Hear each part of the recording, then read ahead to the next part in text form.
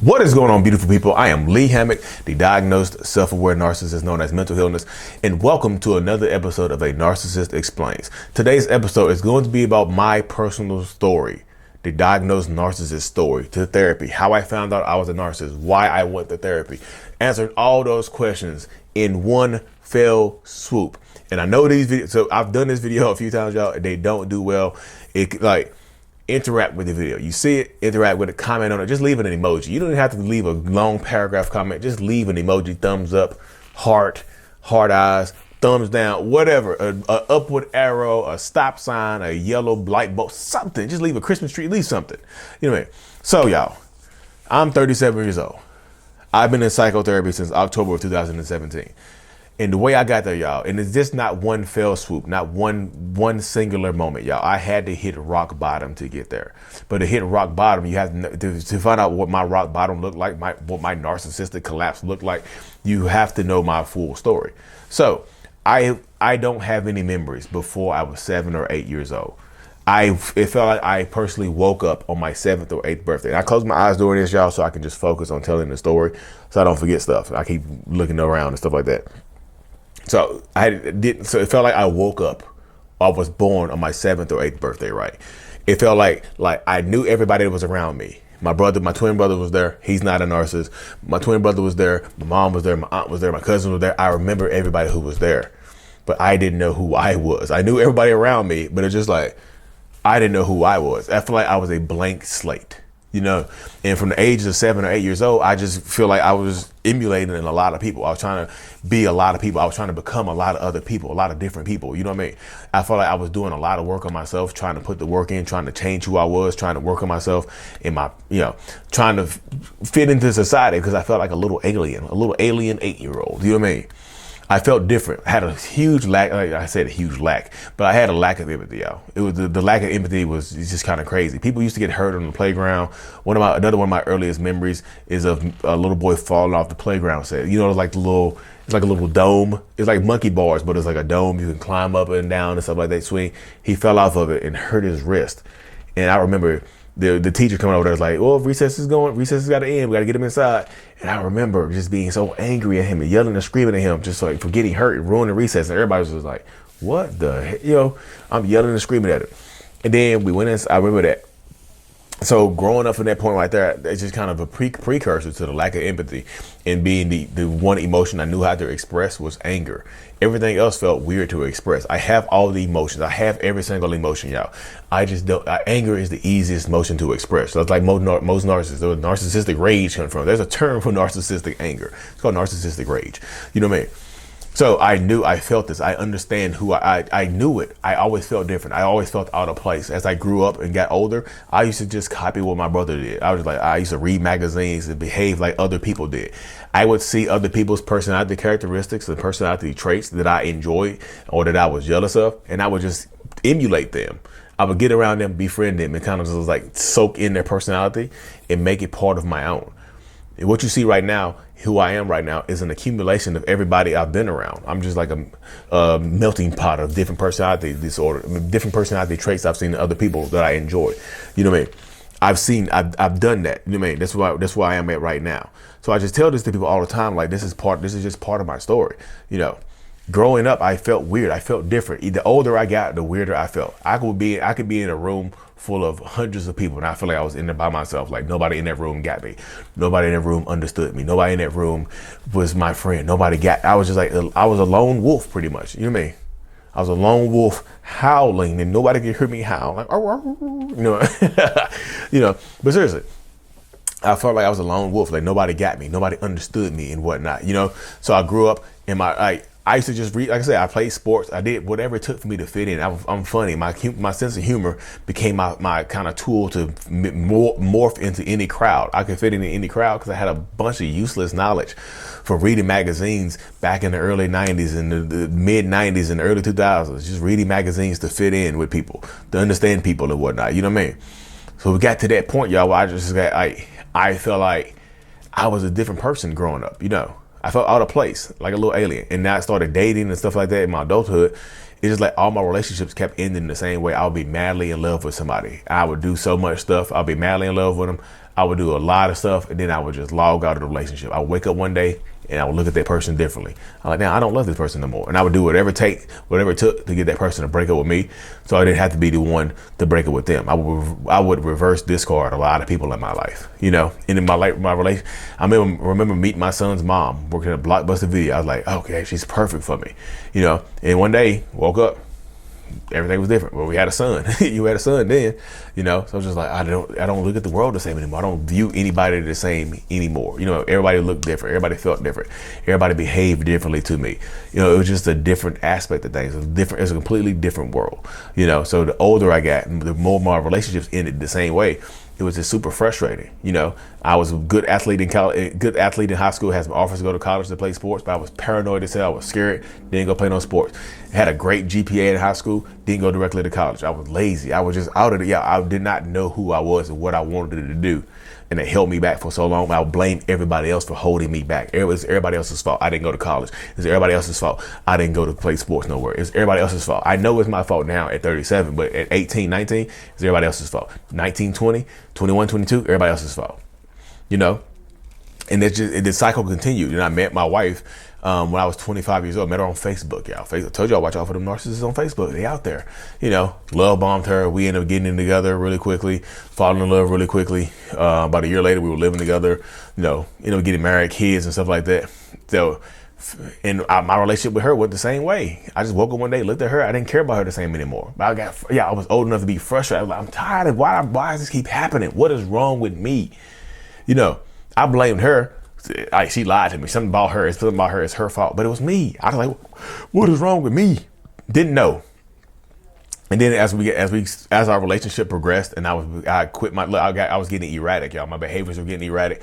I quit my job to become a real estate agent. I was super frustrated with everything. And then one day, in like February or March of 2017, me and my wife went to the gym or work or something like that. I had my little 5-6 month old son. And he was screaming and crying while I was trying to do some work, and I could not get that work done. I was so frustrated. I was like, God damn it, shut up. I was yelling and screaming at him, blaming him for everything in my life. I'm like, you've been holding me back. Why do y'all hold me back? Like, I can't do nothing because of y'all. Screaming and yelling at my son. My wife walks in the door. Me and her screaming and yelling. I said, get the hell out of here then. Get out. Get out. I don't need you. I can replace you right now. You replaceable. You basic. You average. Blah, blah, blah. You know what I mean? So she leaves. She's like, it's so damn hard living with a narcissist. I was like, you're a narcissist. You're a damn narcissist. Like, it takes you forever to get ready. I'm always ready. I'm always so helpful. I started explaining why I'm not a narcissist. I thought narcissists was just conceited, cocky people. I didn't have any idea about the personality disorder. So my wife leaves, right? She walks out the door. And in that moment in time, y'all, I'm not happy with anything that's going on in my life. My wife is gone. My son is gone. My other son lives with his mom, was living with his mom most of the time.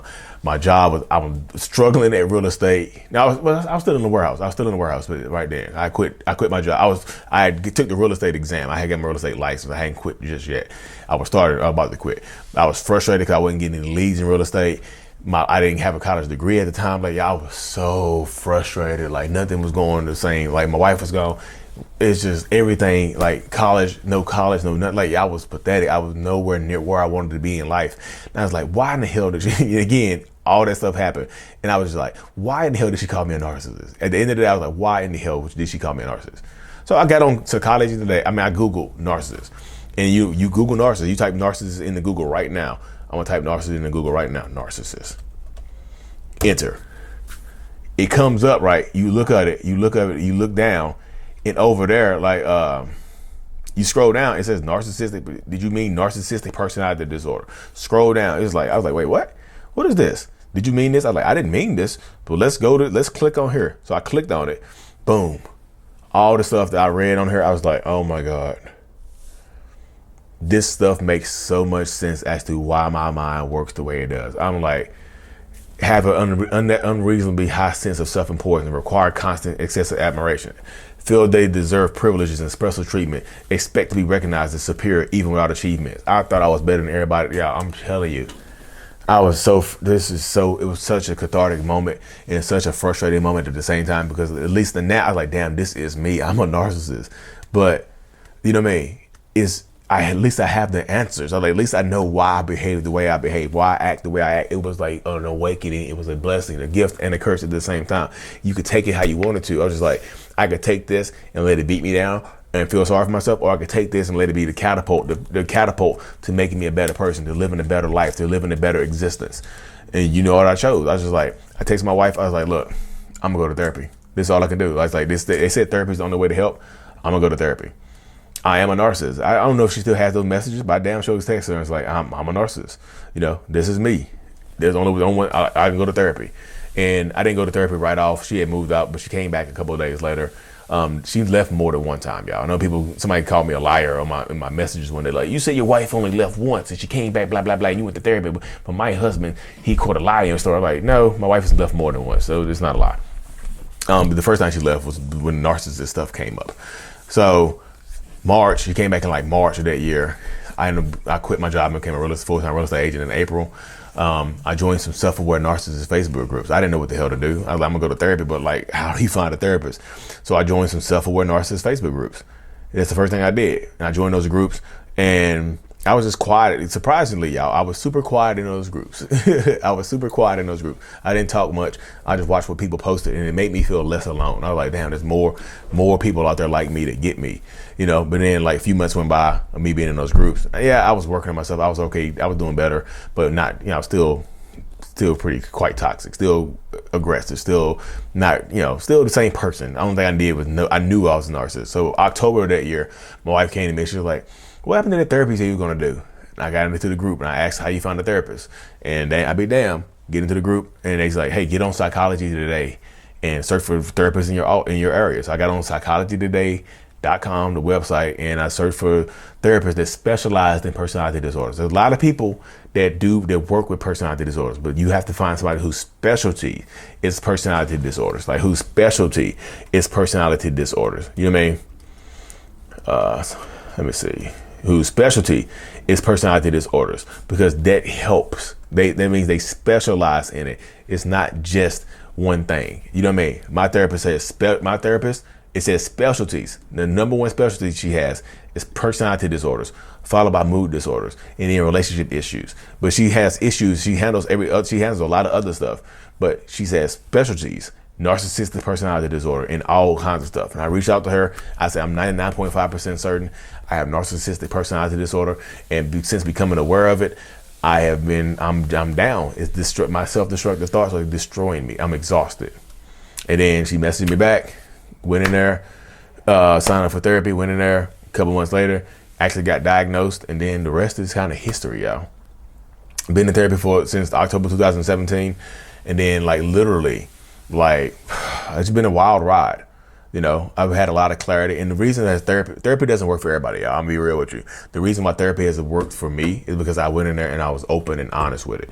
When the pandemic struck in the beginning of 2020, I missed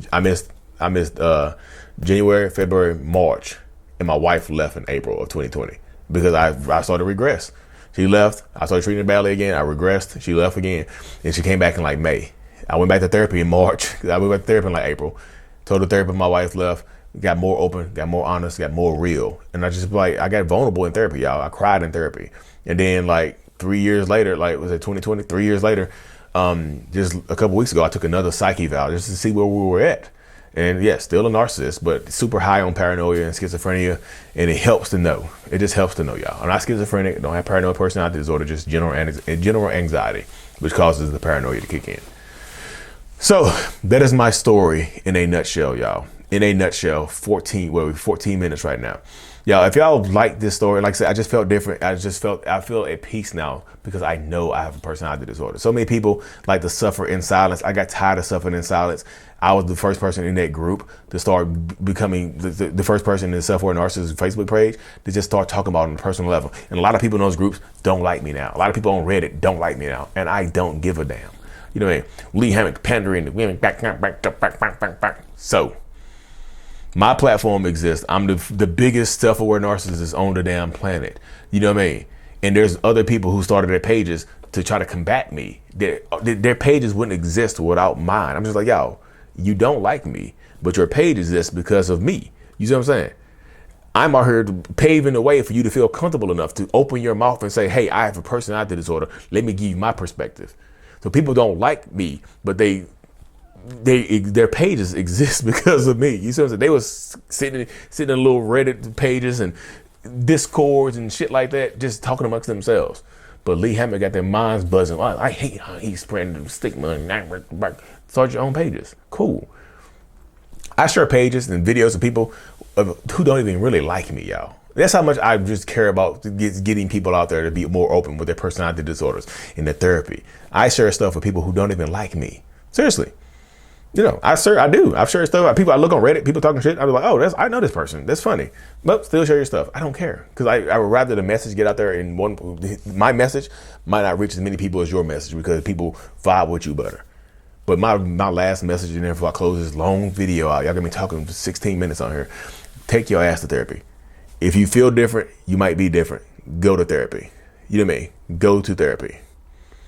Yeah, self-love journal is in paperback, but no audio. I know it's a lot. Oh, I can't. Somebody just asked me.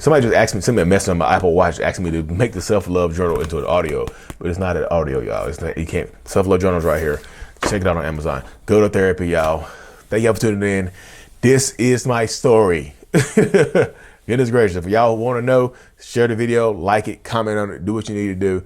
I appreciate every single one of y'all. Like and subscribe for more.